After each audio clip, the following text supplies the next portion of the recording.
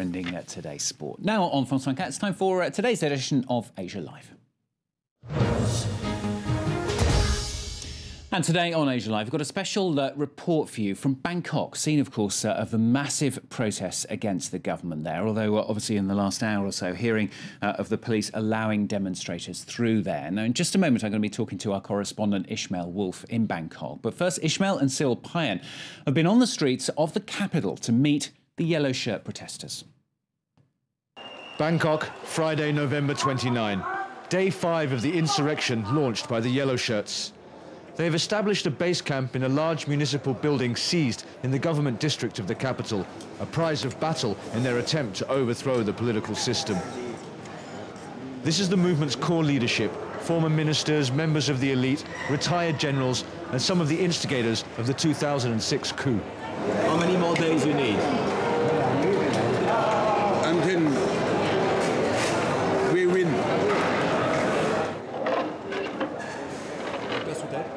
Will you have some confrontation tomorrow, you think, with No, Richard? no problem. No problem with that at all. The people here are the die-hard supporters of the yellow shirt movement. They do not act in half measures. Those who don't respect our nation or our king, our opponents, they should be stripped of their Thai nationality. We are fighting for the rightness, so we have to fight. Whatever happens, we are not afraid.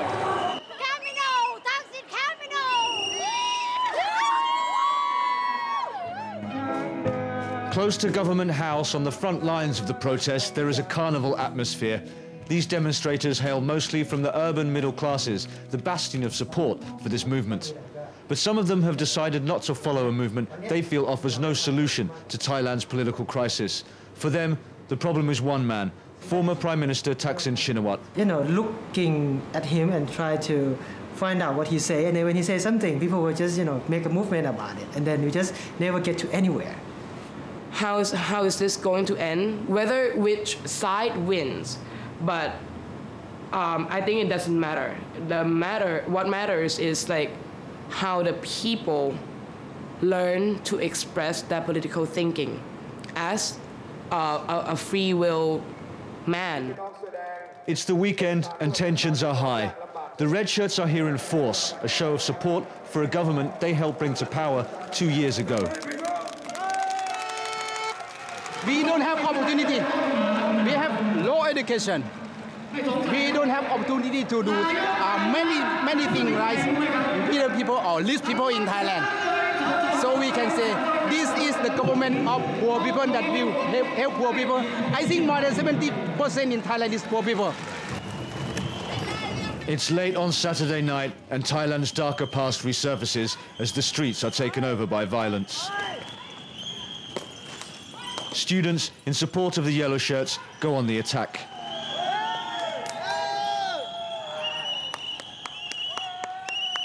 We want to shut him. We want to shut him.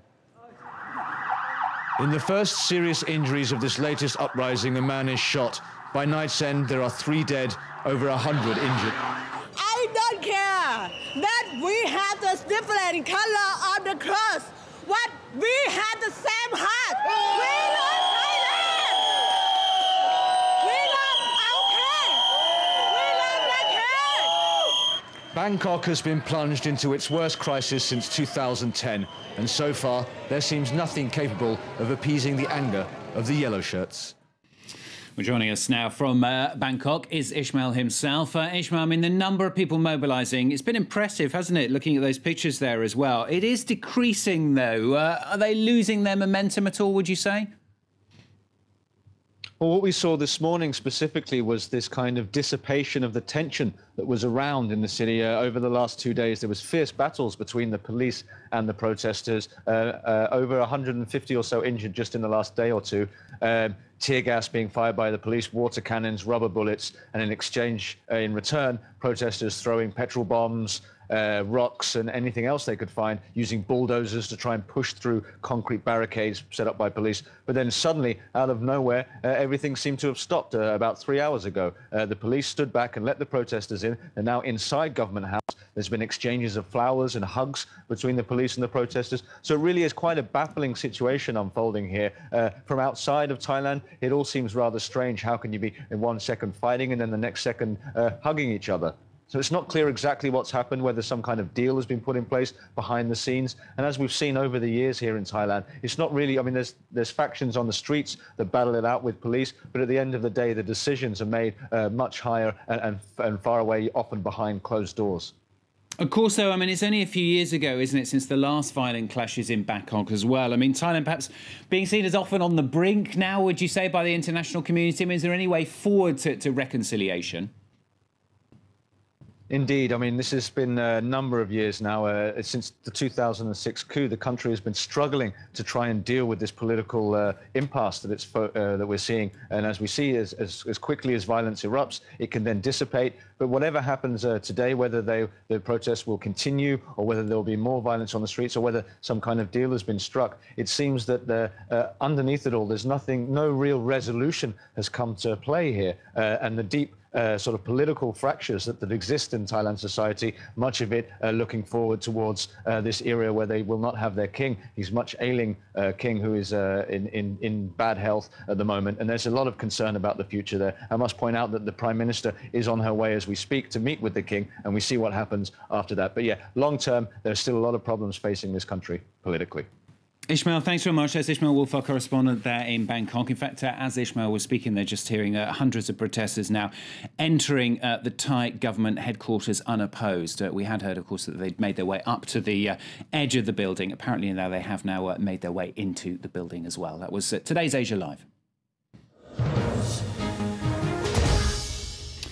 Well, that's live from Paris for me for now. I'll have another edition, of course, in an hour's time. Jade here is going to be here after the break. She's going to be speaking to our correspondent in Ukraine with the latest, plus, of course, all the latest from Thailand, all that coming up after the break on France 24, so don't go away.